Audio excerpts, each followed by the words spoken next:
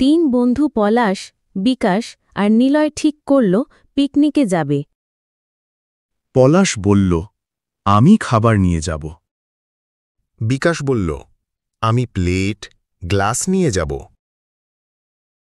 নিলয় বলল, আমি কিছুই নেব না, আমি গান গাইব। সকালে তিনজন পিকনিকে গেল। পলাশ ব্যাগ খুলে দেখল মায়ের দেওয়া ভাত আর ডিম ভাজি। বিকাশ তার ব্যাগ থেকে প্লেট আর গ্লাস বের করল। নিলয় খালি হাতে গাইতে শুরু করল। তারা খেতে বসল। হঠাৎ বিকাশ বলল, ভাই, জল কোথায়? আমি তো ভাত এনেছি, জল আনিনি। আমি তো গ্লাস এনেছি, জল আনিনি।